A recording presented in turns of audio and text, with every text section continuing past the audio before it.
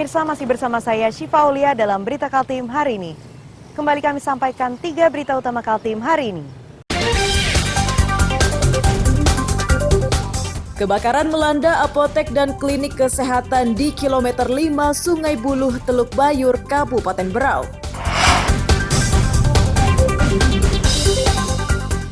Dua parpol di Balikpapan dipastikan tidak memiliki caleg di pemilu 2024 setelah gagal menyerahkan berkas calegnya.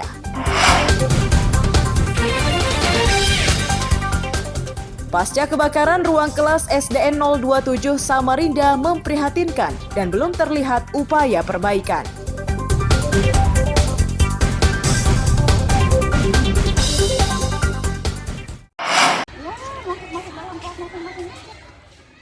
Bekas-bekas kebakaran di SD Negeri 027 Jalan Pramuka, Samarinda Ulu hingga Senin siang masih terlihat. Sejauh ini belum nampak upaya perbaikan meski sisi lain dari gedung tersebut masih dimanfaatkan untuk kegiatan belajar mengajar. Belum diperbaikinya ruang kelas tersebut menyebabkan kegiatan belajar mengajar untuk anak didik berkebutuhan khusus terpaksa dihentikan. Para guru harus pasrah karena ruang yang tersedia tidak mencukupi. Naik kelasnya kita kemarin kebakaran tahun 2020 ya Bu ya, kebakaran sekitar bulan April. Nah, itu kelas itu kan kelas untuk khusus ABK, anak berkebutuhan khusus. Tapi sekarang nggak ada lagi kelas kami karena sudah terbakar. Jadi belum ada penggantian pembangunan untuk selanjutnya. Diarahkan di kelas masing-masing aja, jadi nggak ada istilahnya mereka lagi diajari oleh guru-guru BPK, enggak. Dia mereka di kelas karena nggak ada kelas, ini semua penuh. Waktu kemarin kita sudah datang wali kota ya, ada kepala dinas, ada juga dari pemerintahan setempat, dan sudah melihat bagaimana keadaannya. Ya harapan kita dibangun lah Pak, supaya bisa nanti anak-anak bisa berkumpul kembali, terus kita bisa mengadakan sosialisasi atau pembelajaran kepada anak ABK secara khusus. Ini ditembok supaya jangan masuk dari sini, tapi tetap keluar dari bawah. Persoalan lainnya adalah banjir.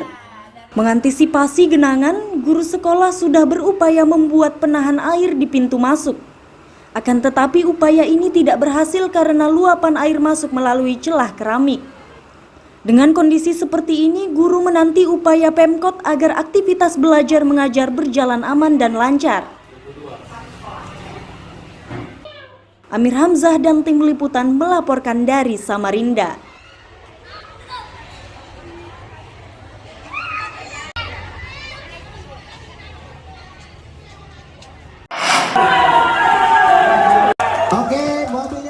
Arena balap mobil Tamiya yang berlangsung di salah satu pusat perbelanjaan di Samarinda ini tiba-tiba riuh setelah tim Samarinda memastikan posisi juara. Mereka begitu bergembira karena raihan tersebut tidak terduga. Terlebih waktu latihannya terbatas dan beberapa dari anggota tim belum berpengalaman. Untuk bisa memenangi lomba, setiap peserta harus mematuhi beberapa aturan. Di antaranya mobil Tamiya harus mampu bertahan dalam lintasan sesuai jumlah race yang ditetapkan panitia. Selain itu, waktunya harus tepat.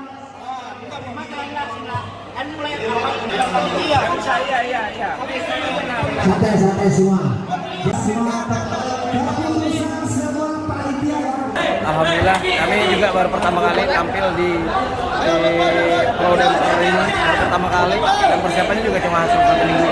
Cuma kami memang pemain di NASCAR, kami coba tantangan baru di Demper. Berarti memang worth it ya latihan sebelumnya dengan raihan juara ini? Sebelumnya kami memang pemain NASCAR, jadi kami mau mencoba tantangan baru di Pro Demper. Persiapan juga mepet, cuma 1 minggu.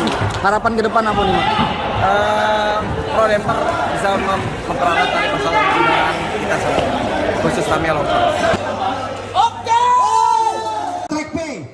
Terdapat 25 tim dari berbagai daerah yang terlibat, termasuk tim asal Kalimantan Selatan. Urutan pemenangnya juara 1 komunitas Bad Boys Samarinda, juara 2 RY Banjarmasin, juara 3 RY Banjarmasin, juara 4 Jojon Samarinda, Juara 5 ATM Balikpapan dan juara 6 RY Banjarmasin. Amir Hamzah dan tim liputan melaporkan dari Samarinda.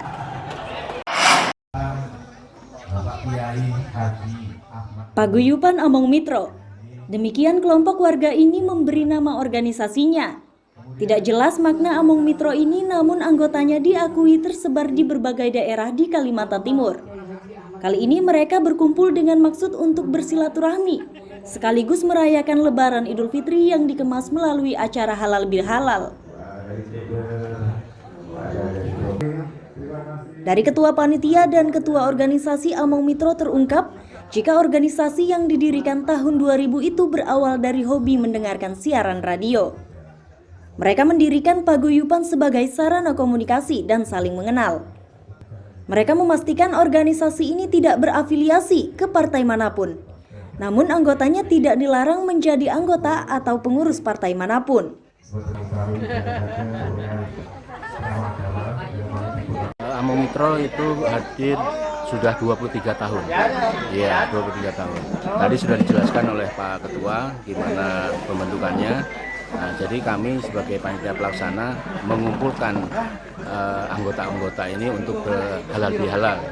Among Mitro ini berdiri bukan berdasarkan suku Jawa aja, karena diambil dari pendengar setia Radio Delima. Jadi di mana di situ ada Jawa, ada Sunda, ada Banjar, ada Batak dan lain sebagainya. Karena diambil dari pendengar setia Radio Delima dan wilayahnya sangat luas. Among Mitro Bontang ada, Among Mitro Balikpapan ada, dan di Samarinda ini termasuk ya kalau urutan organisasi DPP-nya gitu. Kalau Among Mitro mulai dulu sampai sekarang kita tidak pernah bermain politik. Akan tetapi kalau anggotanya mau berpolitik monggo, kita tidak membatasi semua itu. Among Mitro tetap netral. Kelompok ini berharap paguyuban Among Mitro mampu bertahan meski sebagian anggotanya telah memasuki fase sepuh. Mereka tetap senang bisa berhimpun dan bersilaturahmi sesama pendengar radio. Mungkin saya tidak akan. Amir Hamzah dan tim liputan melaporkan dari Samarinda. Terima kasih kepada Bapak Slamet Kasianto selaku Ketua Panitia.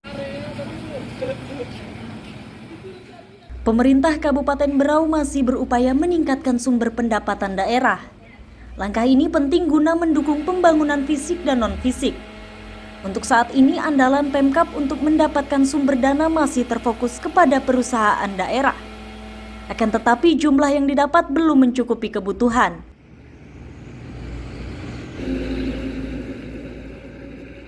Kepala Bapenda Berau Muhammad Said meminta semua pihak ikut mendukung agar sumber pendapatan asli daerah bisa ditingkatkan. Salah satunya melalui wajib pajak yang sudah terdata di Pemkab.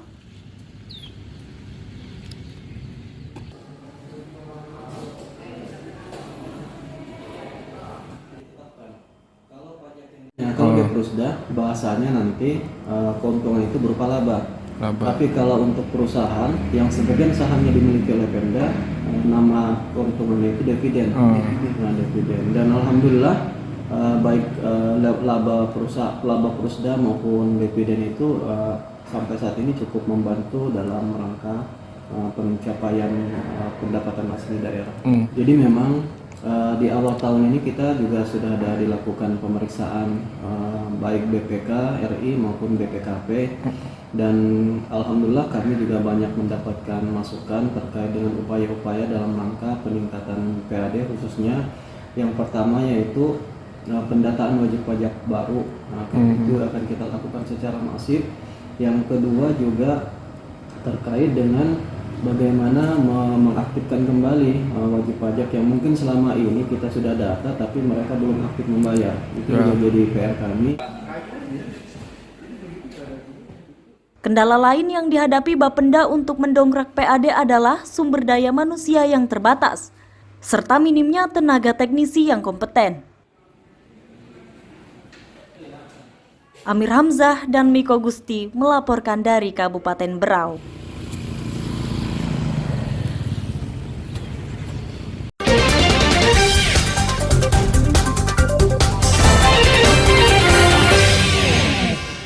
berita tadi menjadi akhir perjumpaan kita hari ini. Saya Syifa Aulia, pamit undur diri. Selamat pagi dan selamat beraktivitas.